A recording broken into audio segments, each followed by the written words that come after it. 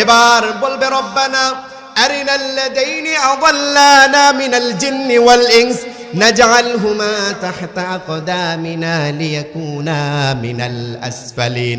ও রব, show us those people, those leaders who make us stray. ও আল্লাহ, ওই লোকদেরকে দেখিয়ে দেন যারা দুনিয়াতে আমাদেরকে টেন্ডারবাজ বানিয়েছে, চাঁদাবাজ বানিয়েছে, গুমকারী বানিয়েছে, হত্যাকারী বানিয়েছে, দর্শনকারী বানিয়েছে। আতিহিম দিফাইনি মিনাল আযাব ওয়া লাআনহুম লাআনান কাবীরা। ও আল্লাহ, তাদেরকে দেখিয়ে দেন, তাদের আযাব আজকে বাড়িয়ে দেন। নিজের জীবন দিয়ে আল্লাহর দ্বীন প্রতিষ্ঠা করার জন্য এসেছি, তাহলে অবশ্যই খসা খিসা কেসে হোতা হে গুলিস্তান খালি, খুন বারান্দাজে খুন সুহাদা খিলালি। আপনার রক্ত এই জমিনে ঝরবে, এই রক্ত উর্বর হয়ে আল্লাহর দ্বীন প্রতিষ্ঠা হয়ে যাবে। শ্রাবণ ধারা আনলো প্লাবন, নিবেল পৃথিবীর সকল দাহন। আষাঢ়ে আষাঢ়ে ভিজল মরু, সাহারা পেল ছায়া তরু। তুমি দিলে রহমের সব ধার খুলি, কেমন তোমায় রই ভুলি। আমরা সকলে পড়ছি আল্লাহু আকবার কাবীরা, আলহামদুলিল্লাহি কাসীরা, সুবহানাল্লাহি বুকরাতাও ওয়া আসীলা, সুবহানাল্লাহি ওয়া বিহামদিহি আদাদা খালকিহি ওয়া রিদা নাফসিহি ওয়া জিনাতা আরশিহি ওয়া মিদাদা কালিমাতিহি। ইয়া রাব্বি লাকাল হামদ কামা ইয়ানবাগি লিজালালি ওয়াজহিক ওয়া আযীমি সুলতানিক। লাকাল হামদ বিল ঈমান, লাকাল হামদ বিল ইসলাম, লাকাল হামদ বিল কুরআন। প্রশংসা করলাম কার? সবাই বলতে হবে, প্রশংসা করলাম কার? সেই আল্লাহর প্রশংসা করে আপনারা খুশি না বেজার? খুশির সাথে পড়েন তো আলহামদুলিল্লাহ। আল্লাহ সকলকে কবুল করুন, আমরা পড়ি আমিন। আল আমিন মডেল মাদ্রাসার হিফজ সমাপনী ছাত্রদের পাগড়ি প্রদান উপলক্ষে ওয়াজ ও দোয়ার মাহফিল। আজকের প্রোগ্রামের সম্মানিত সভাপতি করিম ইবনুল করিম, আমার মাথার তাজ আল্লামা খাজা মুহাম্মদ ওয়ালিউল্লাহ হাফিজাহুল্লাহ, পীর সাহেব গস্তলা দরবার শরীফ। আমি আশা রাখছি হুজুর আসবেন ইনশাআল্লাহ। আল্লাহ হুজুরের হায়াতকে দারাজ করে দিন, আমরা পড়ি আমিন।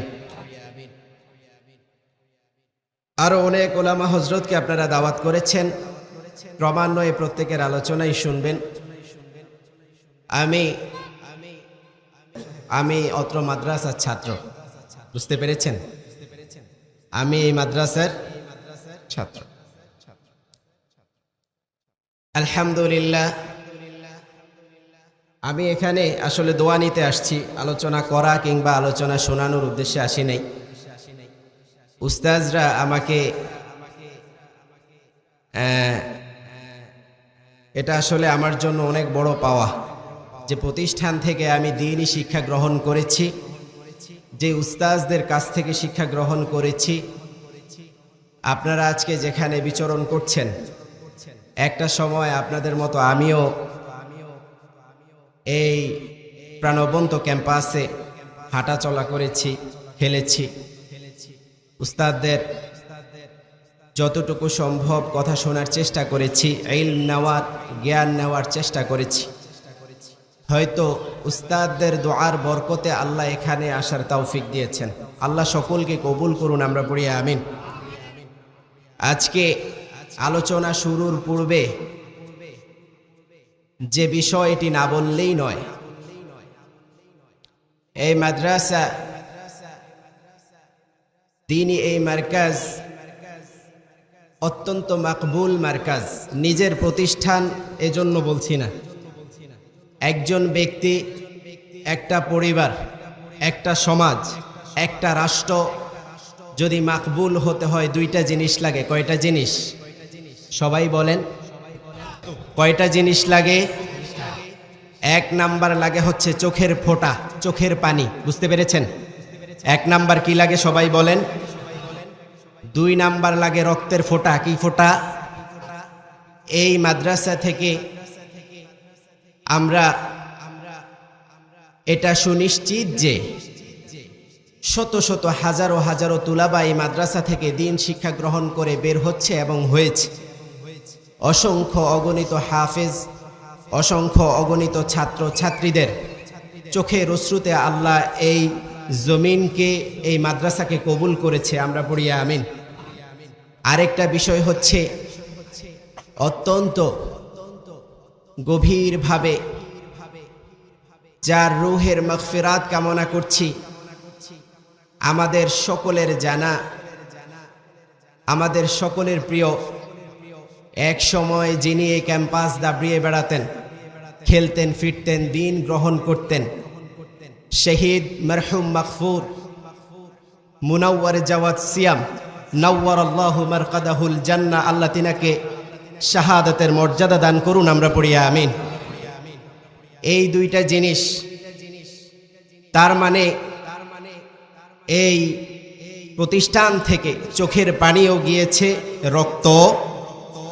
আজকের যে সুন্দর সুচালু সুশৃঙ্খল যে প্রোগ্রাম দেখতে পাচ্ছেন, আমি যদি ভুল না করি এই প্রোগ্রাম সাজাতে আমাদের প্রায় 6 থেকে 7 বছর লেগেছে। কয় বছর? কয় বছর লেগেছে? আপনারা হয়তোবা দেখতে পাচ্ছেন যে 2-1 দিন, 4 দিন, 1 সপ্তাহ কষ্ট করেই মনে হচ্ছে এত সুন্দর প্যান্ডেল করেছে। এটা তো হচ্ছে শারীরিক কষ্ট, কিন্তু এর পেছনে মেধা শ্রম দিতে 7 বছর লেগে গেছে। কয় বছর? 7 বছর লেগে গেছে। যেটা বলছিলাম, আল্লাহ এই প্রতিষ্ঠানকে কবুল করুন। আমরা পড়ি আমিন। এই প্রতিষ্ঠান থেকে যারা চলে গিয়েছেন, অনেকে এই দুনিয়া ছেড়েও চলে গিয়েছেন, আল্লাহ সকলকে কবুল করুন। আমরা পড়ি আমিন। আসলে আমি আমার উস্তাজদের জন্য প্রাণ খুলে দোয়া করি, আল্লাহ আমার উস্তাদদেরকে দুনিয়ায় সম্মানিত করুন এবং আল্লাহর অনিন্দ সুন্দর জান্নাতের বাসিন্দা হিসেবে কবুল করুন। আমরা পড়ি আমিন। পৃথিবীতে যত মানুষকে আমি ভালোবাসি, তার মধ্যে অন্যতম সবচেয়ে বেশি ভালোবাসি আমার উস্তাদদেরকে। বুঝতে পেরেছেন? এর কারণ অবশ্যই আছে। আমার নবী মুহাম্মদ সাল্লাল্লাহু আলাইহি ওয়াসাল্লাম তিনি বলতেন, আনা বুইসতু মুআল্লিমান, আমি শিক্ষক হিসাবে প্রেরিত হয়েছি। He was the teacher, sociology, biology, physics, chemistry, geography, whatever subject you name it, he was the teacher of. এটা আলহামদুলিল্লাহ পড়েন। সকল জ্ঞান, সকল মেধা আল্লাহ সুবহানাহু ওয়া তাআলা তিনার জেহেনে ঢুকিয়ে দিয়েছেন। সুবহানাল্লাহ পড়েন। সুতরাং আমার নবী যেখানে নিজের পরিচয় দিতে গিয়ে বলতেন, আমি একজন শিক্ষক, আমি তোমাদের মাঝে শিক্ষক হিসাবে প্রেরিত হয়েছি, বুঝতে হবে পৃথিবীতে আল্লাহ সুবহানাহু ওয়া তাআলা যাদেরকে সম্মানিত করেন তাদেরকেই শিক্ষক হিসাবে পাঠান। সুবহানাল্লাহ পড়েন। আমি এই কুর্সিতে বসে আলোচনা করার যোগ্যতা আমি রাখি না। যেটা বলছিলাম, আমি মূলত দোয়া নেওয়ার জন্যই যেহেতু আসছি, আমি অল্প সময় কথা বলে চলে যাব। রাসূলুল্লাহ সাল্লাল্লাহু আলাইহি ওয়াসাল্লাম আরেকটা পরিচয় নিজের দিতেন। নিজের পরিচয় দিতে গিয়ে বলতেন, আনা সাইয়্যিদি বনি আদম, বনি আদমের সকলের নেতা আল্লাহ আমাকে বানিয়ে দিয়েছেন। সুবহানাল্লাহ পড়েন। সেজন্য তিনি কখনো গর্ব করতেন না, অত্যন্ত সাদামাটা জীবন যাপন করতেন মুহাম্মদ সাল্লাল্লাহু। সব সময় নিচের জায়গা বেছে নিতেন, কখনো উচ্চবিলাসী মানুষের মতো ছিলেন না, শৌখিনতা তার মধ্যে ছিল না, এত সাদামাটা জীবন যাপন করতেন। মক্কার কাফের মুশরিকরা দেখে বলতো, আপনি যদি সাইয়্যিদুল আম্বিয়া হন তাহলে এত সাধারণ জীবন যাপন করেন কেন? আল্লাহর হাবিব একটা আঙ্গুল আকাশের দিকে বলতেন, ইয়া রাব ইন্নী আবদুক ওয়া ইবনি আবদিক ওয়া ইবনি আমাতিক নাসিয়াতি ফি ইয়াদিক রাদিন ফি হুকমিক। ওয়া আল্লাহ, আমি আপনার গোলাম, গোলামের ঘরের গোলাম, বান্দির ঘরের গোলাম, আমার চুলের চুটি আপনার হাতের মুঠোয়, আমি আপনার সকল সিদ্ধান্তের উপর খুশি আছি। সুবহানাল্লাহ। কত চমৎকার ছিলেন মুহাম্মদ সাল্লাল্লাহু আলাইহি ওয়াসাল্লাম। আমাদের মাদ্রাসাগুলোতে মূল যে শিক্ষাটা হয় এটা হচ্ছে দ্বীনি শিক্ষা। কি শিক্ষা? দ্বীন শিক্ষা। এখানে আপনি শিখবেন কিভাবে বড়দের শ্রদ্ধা করতে হয়, ছোটদের স্নেহ করতে হয়, কিভাবে বাবা মায়ের কি করতে হয়, সম্মান করতে হয়, খিদমত করতে হয়। দ্বীনের প্রত্যেকটা পার্ট এখানে শিক্ষা দেওয়া হয় কি হয় না? হয়। এখানে চাঁদাবাজি, টেন্ডারবাজি শিক্ষা দেওয়া হয় না। এটা এমন মার্কাজ। তবে হ্যাঁ, যারা চিন্তা করেন যে মাদ্রাসায় পড়লে মনে হচ্ছে যে মসজিদ মাকতবেই কি সীমাবদ্ধ, না, মসজিদ মাকতব আমাদের জন্য সীমাবদ্ধ নয়। আমাদের সীমাবদ্ধতা হচ্ছে আরশে আজিম পর্যন্ত। সুবহানাল্লাহ পড়েন। আমার ভাইয়েরা, আমাদেরকে আল্লাহ রাব্বুল আলামিন একটা নামে সম্বোধন করেছেন, একটা নামে সম্বোধন করেছেন। নামটা হচ্ছে মুমিন। কি নাম? বলেন বলেন। আল্লাহ মুমিন নাম দিলেন।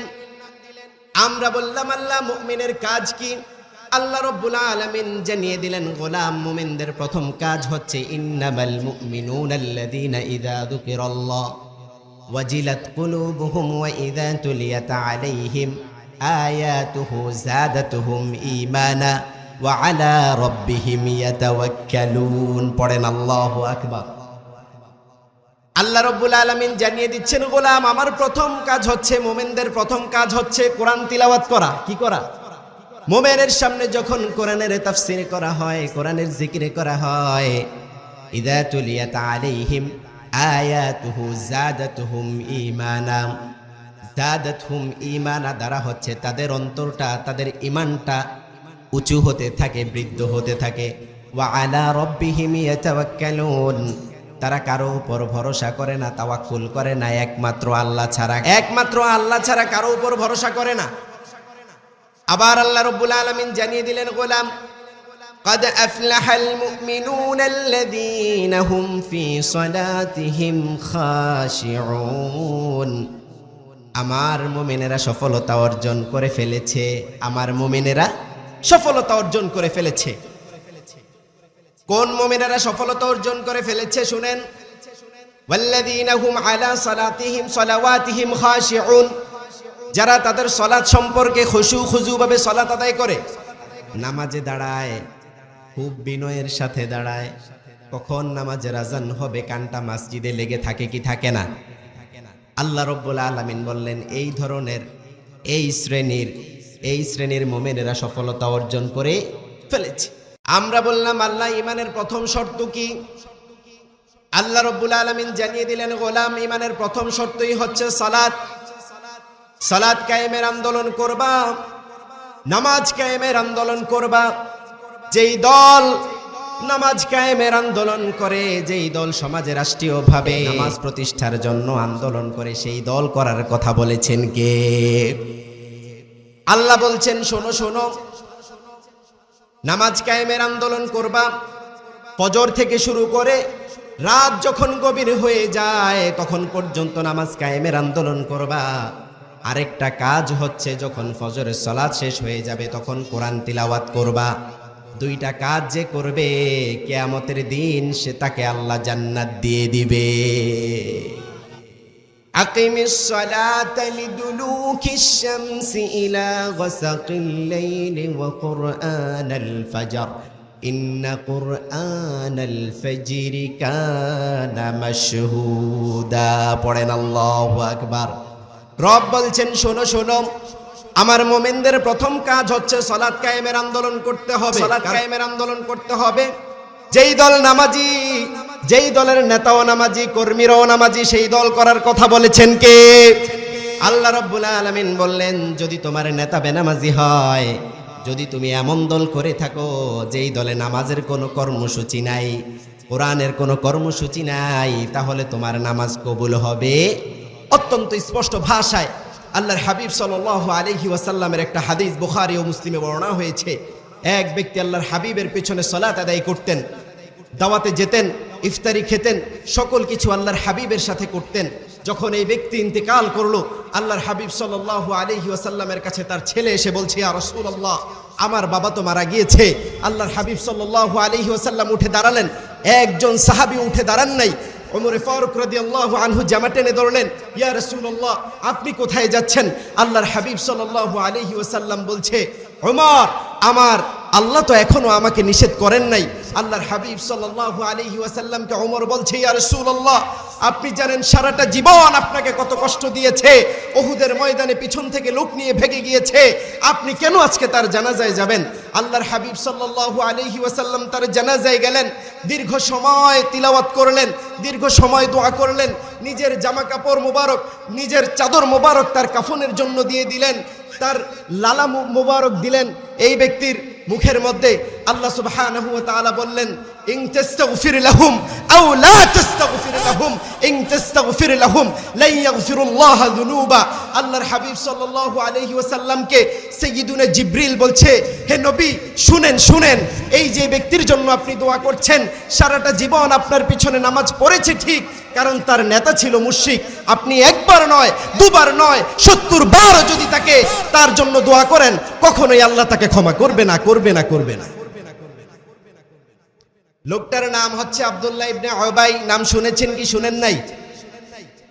আব্দুল্লাহ ইবনে উবাই ইবনে সুলুল মুনাফিকদের মধ্যে শ্রেষ্ঠ মুনাফিক ছিলেন। সারাটা জীবন ইসলামী আন্দোলনের বিরোধিতা করেছে। আজকের সমাজেও এই ধরনের লোক আছে না নাই? এই ধরনের লোক আছে না নাই? কিয়ামতের দিন আল্লাহ একজন একজন করে ডাকবেন না, প্রত্যেকেই ইয়াউমা নাদউ কুল্লু উনাসিম বিইমামিহিম, প্রত্যেককে তার নেতা সহ ডাকবেন।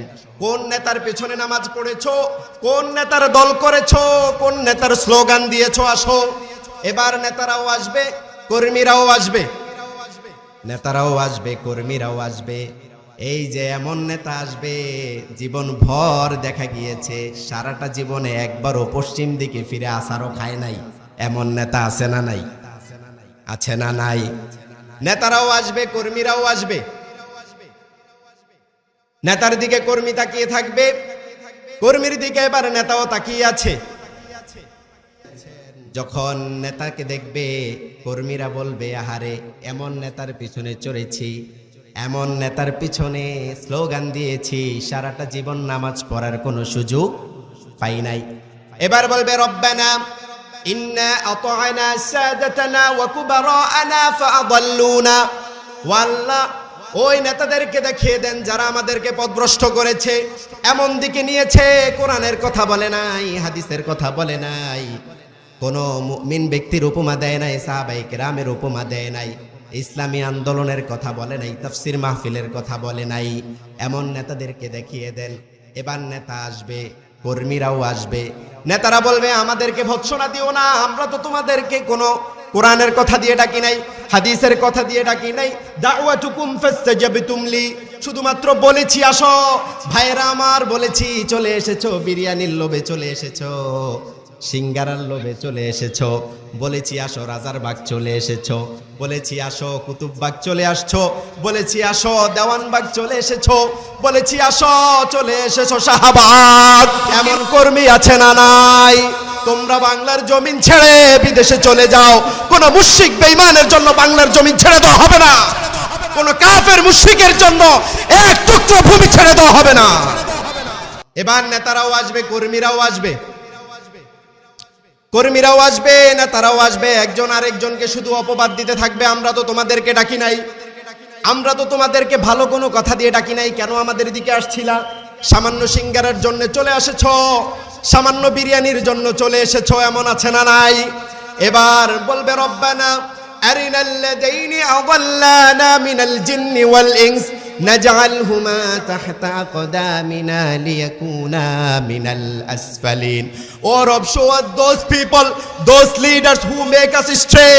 ও আল্লাহ, ওই লোকদেরকে দেখিয়ে দেন যারা দুনিয়াতে আমাদেরকে টেন্ডারবাজ বানিয়েছে, চাঁদাবাজ বানিয়েছে, গুমকারী বানিয়েছে, হত্যাকারী বানিয়েছে, দর্শনকারী বানিয়েছে, দর্শক বানিয়েছে, এবং রাতের আধারে অসংখ্য অগণিত মায়ের বুক খালি করে দিয়েছি যাদের কথায়, যারা আমাদেরকে কোরআনের পথে আসতে দেয় নাই, হেলমেট বাহিনী বানিয়েছে, গুন্ডা বাহিনী বানিয়েছে, তাদেরকে আজকে দেখিয়ে দেন।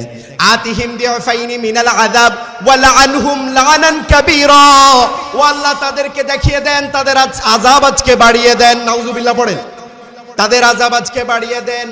আমাদেরকে এই লোকগুলো দুনিয়ায় থাকতে এত পথভ্রষ্ট করেছে, বলেছিলাম কোরআনের দিকে যেতে, তারা আমাদেরকে বাধা দিয়েছে।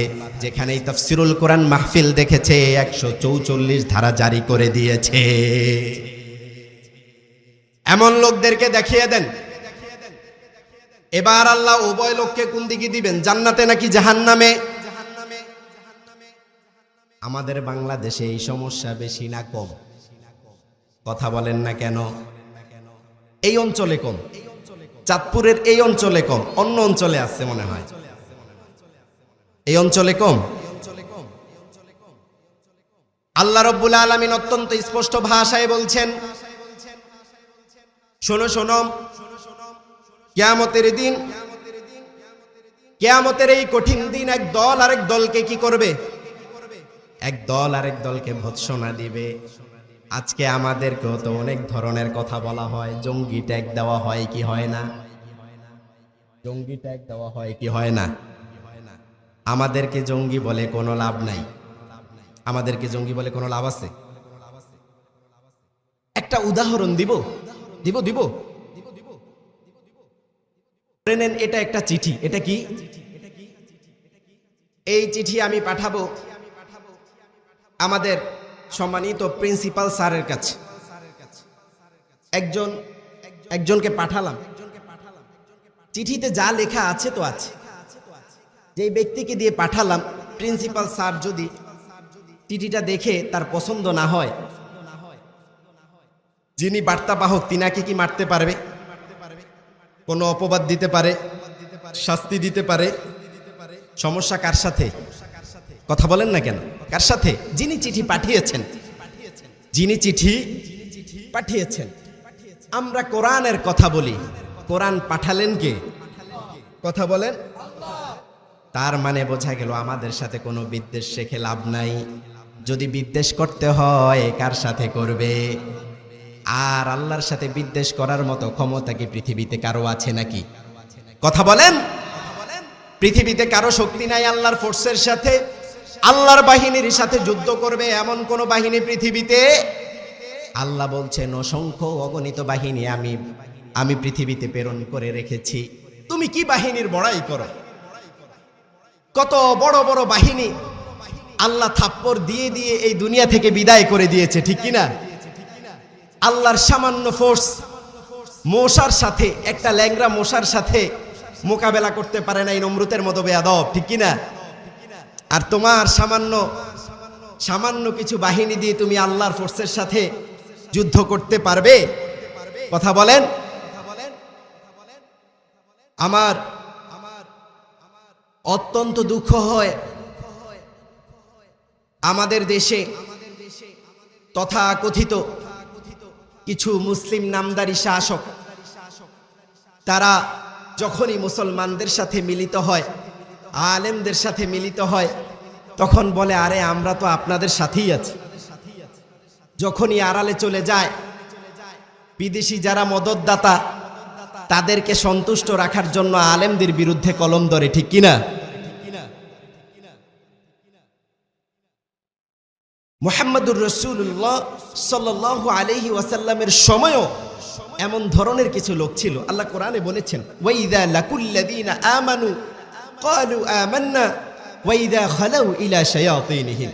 তারা যখন ঈমানদারদের সাথে মিলিত হতো বলতো আরে আমরা তো তোমাদের সাথেই আছি। যখনই শয়তানের সাথে মিলিত হতো বলতো আরে আমরা তো মূলত তোমাদের সাথে, তাদের সাথে তো আমরা শুধুমাত্র একটু কি করি? ঠাট্টা বিদ্রুপ করি। নাউজুবিল্লাহ পড়েন। ইসলাম নিয়ে যারা আজকে বান্দরামি করছে, যদি ওমরে ফারুকের শাসন আমল থাকতো, এগুলো ইসলাম নিয়ে এমন বান্দরামি করতে পারতো? কথা বলেন। এক সাহাবী আল্লাহর হাবিবের বিচার মানে নাই। সাইয়্যিদুনা আবু বকর সিদ্দিক রাদিয়াল্লাহু আনহুর কাছে এসে বলছে, আবু বকর, আমি সানি করাইতে আসছি। কি করাইতে আসছি? দ্বিতীয় বিচার করতে আসছি। বললেন, প্রথম বিচারে করেছে কে? বলল, মুহাম্মদ সাল্লাল্লাহু আলাইহি ওয়াসাল্লাম। আল্লাহর হাবিব প্রথম বিচারে করেছে, তো তোমার কি সেই বিচার পছন্দ হয় নাই? কয় না, সেই বিচার আমার পছন্দ হয় নাই। আমি মুসলিম, আমার বিপক্ষে রায় দিয়েছে, তিনি ইহুদির পক্ষে রায় দিয়েছে। বলছে না, আল্লাহর হাবিবের পরে আমি কোনো বিচার কার্য করতে পারবো না। চলে গেলেন ওমরে ফারুকের কাছে। ওমরে ফারুকের কাছে বলছে, ওমর, তানি করাইতে আসছি। প্রথম বিচার করেছে কে? বলল, মুহাম্মদ সাল্লাল্লাহু আলাইহি ওয়াসাল্লাম প্রথম বিচার করেছে। বলল, তোমার কি তিনার বিচার পছন্দ হয় নাই? না ওমর, আমার পছন্দ হয় নাই। ওমরে ফারুকের সারা শরীর যেন আগুনের মতো শিউরে উঠে। ওমরে ফারুক বললেন, ভেবে দেখো, তোমার কি সে বিচার পছন্দ হয় নাই? বলল ওমর, না, আমার সে বিচার পছন্দ হয় নাই। কি চাও? বলল, আপনি একটা ফায়সালা দিয়ে দেন। বলছে, একটু দাঁড়াও, যদি আমি ফায়সালা দিতে হয় একটু ভিতরে যেতে হবে। খোলা তলোয়ার এনে এক কোপে গর্দান থেকে মাথাটা আলাদা করে দিয়েছে। আল্লাহু আকবার পড়েন। আজকে যদি ওমরে ফারুকের মতো এমন শাসক থাকতো, ইসলাম নিয়ে বান্দরগুলো এমন বান্দরামি করার সাহস পেত না। ইসলাম নিয়ে এমন বান্দরামি করার সাহস পেত না। ইসলামের বিরুদ্ধে কোনো এজেন্ডা বাস্তবায়ন করার সাহস পেত না। আর ইসলামী নেতাগুলোকে কারাগারে এভাবেও পচতে হতো না। আমরা বললাম, আল্লাহ শাসন ক্ষমতা যাদেরকে আপনি দেন তাদের কাজ কয়টা? আল্লাহ রাব্বুল আলামিন বললেন, গোলাম, তাদের কাজ আমি 4টা দিলাম। কয়টা? 4টা কাজ দিলাম। আল্লাযীনা ইম্মাক্কান্নাহুম ফিল আরদ আকামুস সালাহ ওয়া আতাউয যাকাহ ওয়া আমারু বিল মা'রুফ ওয়া নাহাউ আনিল মুনকার। 4টা কাজ আমার কোন গোলাম যদি শাসন ভারে আসে 4টা কাজ করবে। 1 নাম্বার কাজ হচ্ছে রাষ্ট্রীয়ভাবে সে সালাত কায়েম করবে। কি করবে? 2 নাম্বার কাজ হচ্ছে যাকাত প্রতিষ্ঠা করবে। 3 নাম্বার কাজ হচ্ছে যত ধরনের ভালো কাজগুলো আছে এগুলো আইন করে করে পাশ করবে। 4 নাম্বার কাজ হচ্ছে যত ধরনের মন্দ কাজ আছে, যত ধরনের খারাপ কাজ আছে, মদের লাইসেন্স আছে, এই ধরনের যাবতীয় মন্দ কাজগুলো আইন করে করে বাদ করে দিবে। এবার কথা হচ্ছে, তাহলে কেন বাংলাদেশে, শুধুমাত্র বাংলাদেশ নয় সারা বিশ্বে কেন মুসলমানদের এই অবস্থা? খুব কান খুলে শুনেন। মুসলমানদেরকে কেন জঙ্গি ট্যাগ দেওয়া হয়? মুসলমানদেরকে কেন নানান ধরনের কথা বলা হয়? মুসলমানদের কি ইসলামী বিজয় আসবে না? অবশ্যই আসবে। 2টা জিনিস দিলে আসবে। কয়টা জিনিস? কথা বলেন। আলোচনার শুরুতে আমি বলেছিলাম কয়টা? 2টা জিনিস দিলে আল্লাহ রাব্বুল আলামিন বলছেন, আমার কাছে গোলামের 2টা জিনিস সবচেয়ে বেশি প্রিয়। কয়টা জিনিস? 1 নাম্বার হচ্ছে, গোলাম যখন রাত আঁধার হয়ে যায়, রাত যখন একদম নিচের দিকে নেমে আসতে থাকে, ভোর হওয়ার সম্ভাবনা যখন বাড়তে থাকে, তখন আমার গোলাম নীরবে নিশীতে নিবৃতে যখন আমার ভয়ে চোখের পানি ছেড়ে দিয়ে অশ্রুগুলো টপ টপ করে জমিনে ছেড়ে দেয় আর বলে, আল্লাহ, এই সমাজ, এই রাষ্ট্র, আমার পরিবার, আমার উস্তাদ, এই উম্মাকে আপনি হেফাজত করেন, এই কথাগুলো আমি কখনো ফেলতে পারি না। গোলামের চোখের ফোঁটা যখন নাকের ডগা বেয়ে বেয়ে এই এতটুকু চলে আসে, এর আগে আগে আমি আমার গোলামের দোয়া কবুল করে নেই। 2 নাম্বার ফোঁটা হচ্ছে শহীদের রক্তের ফোঁটা। কি ফোঁটা? শহীদের রক্তের ফোঁটা। এই কথাগুলো বললে আমাদেরকে জঙ্গি ট্যাগ দেওয়া হয়। খোরাসানের কথা বললে জঙ্গি ট্যাগ দেওয়া হয়। শামের কথা বললে খোরাসান, শাম, এগুলোর ভবিষ্যৎবাণী আমরা করি নাই, করেছেন মুহাম্মদ সাল্লাল্লাহু। আমরা এগুলোর কথা বলি নাই। সুতরাং বুঝতে হবে, এগুলোর কথা বললে যারা জঙ্গি ট্যাগ দেয় এরা মুসলিম না, এরা হচ্ছে মুশরিক। কথা বলেন কি? এরা হচ্ছে মুশরিক। যদি মুমিন পরিচয় দেয়, মুসলিম পরিচয় দেয়, বুঝতে হবে এরা মুসলিম না, মুমিন না, এরা হচ্ছে মুনাফিক। ঠিক কিনা বলেন? সুতরাং বুঝতে হবে এদের কথা। এই 2টা শ্রেণী, মুনাফিক এবং মুশরিকের সাথে মুসলমানদের কোনো সম্পর্ক যারা এই বিষয় নিয়ে কথা বললে দেখবেন গায়ে অ্যালার্জি ধরে যায়, এই ধরনের কথাগুলো বললে দেখবেন যারা আইন পাশ করতে থাকে, এই কথাগুলো যখন বলতে থাকলে দেখবেন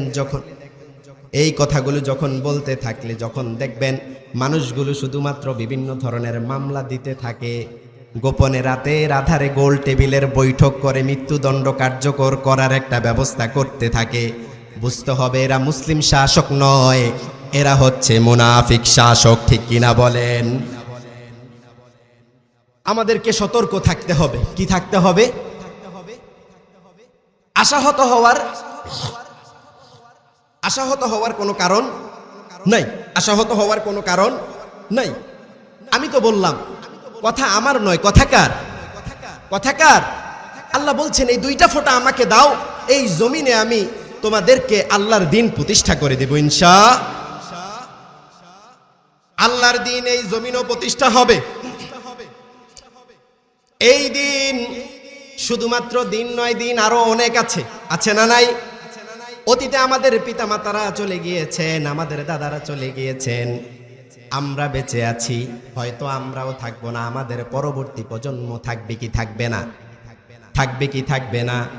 এই ভূমিতে আল্লাহর দিন অবশ্যই আল্লাহ প্রতিষ্ঠা করবেন, কারো না কারো দ্বারা অবশ্যই প্রতিষ্ঠা করবেন। কিন্তু সেটা কোনো ধরনের সেকুলারিজম, সোশ্যালিজম, কমিউনিজমের মাধ্যমে প্রতিষ্ঠা করবেন না। খিলাফত আলা মিনহাজিন নবুওয়াতের আদলে শারঈয়া ইসলামিয়া বাংলাদেশে অবশ্যই প্রতিষ্ঠা হবেই হবে। আমার ভাইয়েরা, দুইটা জিনিস দিতে হবে। কয়টা জিনিস? এক হচ্ছে রাতের আধারে আল্লাহর কাছে পানি ছাড়তে হবে, আল্লাহ এই সমাজকে আপনি বাঁচান, এই রাষ্ট্রকে আপনি বাঁচান। 2 নাম্বার কাজ হচ্ছে আল্লাহ রব্বুল আলামিনের কাছে আমরা যেই জিনিস বিক্রি করে দিয়েছি সেই জিনিসটা তার কাছে হস্তান্তর করতে হবে। কোন জিনিস দিয়েছি? দেখেন, আমাদেরকে আজকে মৃত্যুর ভয় দেখানো হয়, মামলার ভয় দেখানো হয়, হামলার ভয় দেখানো হয়, গুমের ভয় দেখানো হয়, খুনের ভয় দেখানো হয়। আমরা এসবে কোনো পরোয়া করি না, কারণ আমার রব বলছেন ইন্নাল্লাহা ইশতারা মিনাল মুমিনিনা আনফুসাহুম ওয়া আমওয়ালাহুম বিআন্না লাহুমুল জান্নাহ ইউকাতিলুনা ফি সাবিলিল্লাহ ফায়াকতুলুনা ওয়া ইউকতালুন। শোনো গোলাম, শোনো, তোমাদের কাছ থেকে আমি একটা জিনিস কিনে নিয়েছি, দুইটা জিনিস কিনে নিয়েছি। দুইটা জিনিস হচ্ছে ইন্নাল্লাহা ইশতারা, তিনি ক্রয় করে নিয়েছেন, মিনাল মুমিনিন, মুমিনদের কাছ থেকে, আনফুসাহুম, তার রূহ ক্রয় করে নিয়েছেন, ওয়া আমওয়ালাহুম, তাদের মাল ক্রয় করে নিয়েছেন, বিআন্না লাহুমুল জান্নাহ। আল্লাহ রাব্বুল আলামিন বলছেন, গোলাম এই দুইটা জিনিস যখনই দিবা আমি আল্লাহ আমার সুন্দর জান্নাত তোমাদেরকে দিয়ে দিব। দুইটা জিনিস দিবেন। কয়টা জিনিস? এই দুইটা জিনিস যখন দিবেন তখন আমার রব বলছেন আমি ওয়াদা করেছি এই দুইটা জিনিস যখনই আমার গোলাম, কোনো গোলাম আমাকে দিয়ে দিবে, এই দুই জিনিসের বিনিময়ে আমি তাকে জান্নাত দিয়ে দিব। এই জান্নাতটা এমনি দিবেন না। আল্লাহ এখানে ক্রয়ের কথা বললেন। ক্রয়ের জন্য প্রথম লাগে হচ্ছে মাল। কি লাগে? পণ্য লাগে কি লাগে না? কথা বলেন না কেন? কি লাগে? লাগে পণ্য, লাগে মূল্য, লাগে বাজার, লাগে কি লাগে না? এবার বাজার কোথায় জানতে হবে কি হবে না? পণ্য বুঝলাম আমাদের রূহ, পণ্য বুঝলাম আমাদের সম্পদ, নিবেন কে? এগুলো দিলেন কে? সহজ কথা হচ্ছে, যদি কোনো আমানত আপনার কাছে দেই, একটা বক্সে করে কিছু ফল আপনার কাছে দিলাম, 10 মিনিট পরে এসে যদি বলি ভাই আমার ফলটা ফেরত দেন,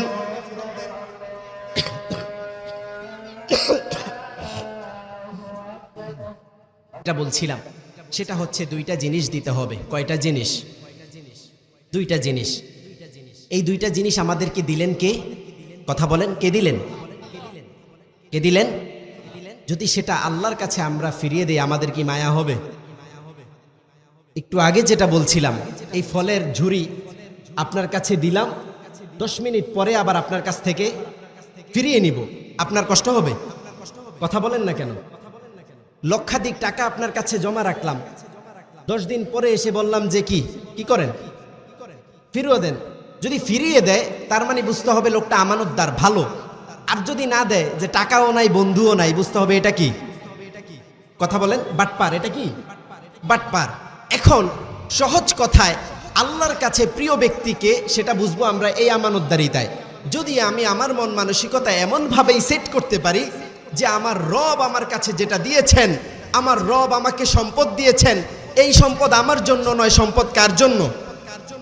আমার রব আমাকে রূহ দিয়েছেন, এই রূহ আমার জন্য না, রূহ কার জন্য? আল্লাহর জন্য। কিন্তু দিতে হবে কোথায়? বিছানায় বসে বসে না, মসজিদে বসে কোষে কোষে জিকির করার মাধ্যমে না, দিতে হবে কোথায়?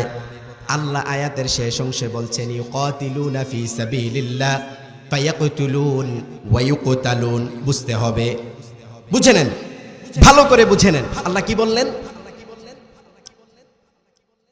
যদি আমাকে জান এবং মাল দাও, সেটা দিতে হবে। মালটা জান দিতে হবে কোথায়? ওই যে বাজার, বাজার কোথায়? এই জিনিসটা কি একটু বুঝে নেন। ইউকাতিলুনা, কি করব? মারবো। ফায়াকতুলুন ফি সাবিলিল্লাহ, কার জন্য? কার জন্য কথা বলেন? আল্লাহর জন্য। ফায়াকতুলুন ওয়া ইউকতালুন, মরবো এবং মারবো কার জন্য? আল্লাহর জন্য। তার মানে মুসলমানরা শুধু মার খাওয়ার জন্যই আসে? কথা বলেন, শুধুমাত্র মুসলিমরা মার খাওয়ার জন্যই আসে না। তার মানে মুসলিমরা কি করতে হবে? মারতেও। রাগ করলেন আপনারা? মার খাওয়ার জন্য আসছি আমরা? আমরা মার খাওয়ার জন্য আসি নাই। আমরা এসেছি এই জমিনে আল্লাহর দিন প্রতিষ্ঠা করার জন্য। আমাদের জন্ম এমনি এমনি হয় নাই। ইটস মাই লাস্ট ওয়ার্ড, সর্বশেষ কথা বলে যাচ্ছি। আমার আলোচ্য বিষয়ের আরেকটি পার্ট রয়েছিল, সেটা স্কিপ করে গেলাম। আমরা মুসলিমরা কারা? মুসলিমরা মার খাওয়ার জন্য জন্ম করেছেন না। যদি বলেন যে আপনি মার খাওয়ার জন্য জন্ম নিয়েছেন, তাহলে আপনার জীবনটা মার খেতে খেতেই যাবে। আর যদি আপনি বলেন যে না, আমি মার খাওয়ার জন্য পৃথিবীতে আসি নাই, আমি মারার জন্য এসেছি, নিজের জীবন দিয়ে আল্লাহর দিন প্রতিষ্ঠা করার জন্য এসেছি, তাহলে অবশ্যই খাসা খিসা কেসে হোতা হে গুলিস্তান খালি, খুন বারান্দাজে খুন সুহাদা খিলালি। আপনার রক্ত এই জমিনে ঝরবে, এই রক্ত উর্বর হয়ে আল্লাহর দিন প্রতিষ্ঠা হয়ে যাবে ইনশাআল্লাহ। এমনি এমনি প্রতিষ্ঠা করে দিবেন না।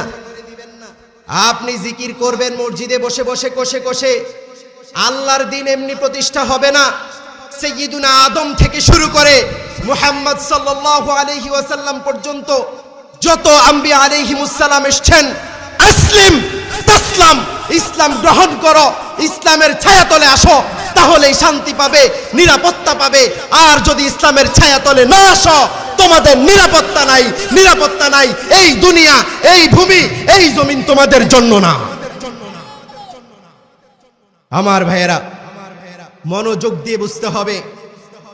আপনার জীবন যে রুটিনে চলছে, আপনার এই রুটিন চেঞ্জ করতে হবে। আপনি ভাবছেন প্রতিদিন ফজরে পরে আমি সালাত আদায় করে সামান্য তিলাওয়াত করে তারপরে আবার দুপুর হলে খাওয়া দাওয়া করব, বিকেল হলে খেলতে চলে যাব, গেমিং, ইউটিউব, ফেসবুক এসব নিয়ে পড়ে থাকবো। যুবকরা আজকে তার ভিশন মিশন ভুলে যাচ্ছে। আল্লাহ আমাদেরকে কেন পাঠালেন? কেন পাঠালেন জানেন আপনারা ঘটনা? কি বললেন? ওয়াইজ ক্বাল রাব্বুকা লিল মালাইকাতি ইন্নী জাইলুন ফিল আরদি খলিফা ক্বালু আতাজআলু ফিহা মান ইউফসিদু ফিল আরদি ওয়া ইয়াসফিকুদ দিমা। আল্লাহ বলছেন, মালাইকাদেরকে ডেকে বললেন, আমি জমিনে খলিফা কি করতে চাই? প্রেরণ করতে চাই। তাদের কাজ কি হবে? খাবে দাবি ফুর্তি করবে, দুনিয়ায় রং তামাশা করবে, এজন্য পাঠালেন। খলিফার কাজ কি? প্রতিনিধির কাজ কি? কথা বলেন না কেন? প্রতিনিধির কাজ হচ্ছে রবের পক্ষ থেকে যে প্রেসক্রিপশন দেওয়া হয়েছে, যে ভিশন দেওয়া হয়েছে, যে গোল আমাদেরকে দেওয়া হয়েছে, এটা এই জমিনে প্রতিষ্ঠা করা, ঠিক কিনা?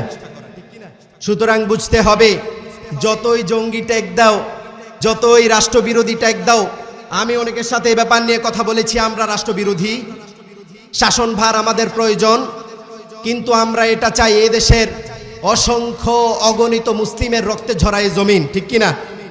সুতরাং আমরা কোনো কাফের মুশরিকের অধীনস্থ হয়ে থাকতে চাই না। আমরা চাই এই ভূমিতে কোরআনের শাসন। কি চাই? কথা বলেন না কেন? কি চাই? এই ভূমিতে কোরআনের শাসন চলবে, ইসলামের সাথে কোনো বান্দ্রামি চলবে না। আমি অনতি বিলম্বে আমি এই ধরনের প্রোগ্রামগুলো গুলোতে বিশেষ করে এটা কোনো বিনোদন কেন্দ্র নয়, এটা হচ্ছে মেসেজ দেওয়া, মেসেজ বাড়িতে নিয়ে যাওয়া এবং নিজের জীবনে অ্যাপ্লাই করার মাজলিস, ঠিক কিনা? এই প্রোগ্রামগুলো কি এমনি বিনোদনের জন্য তৈরি করা হয় বলেন? এখান থেকে সাধারণ উম্মা মেসেজ নিয়ে যাবে বাড়িতে, নিয়ে যেয়ে সেটা তার পরিবারে, ব্যক্তি জীবনে, সমাজ জীবনে, রাষ্ট্র জীবনে অ্যাপ্লাই করবে। ইনশাআল্লাহ কোরআনের এই রঙে আল্লাহ রব্বুল আলামিন পুরো ভুবনকে রঙিন করে দিবেন। সুবহানাল্লাহ পড়েন। আল্লাহ আমাদের সকলকে কবুল করুন, আমরা পড়ি আমিন। তবে ইনশাআল্লাহ আল্লাহ যেন আমাদেরকে সেই সময় পর্যন্ত হায়াত দারাজ করেন যতদিন আল্লাহর এই জমিনে কোরআনের রাজ কায়েম হবে ইনশাআল্লাহ।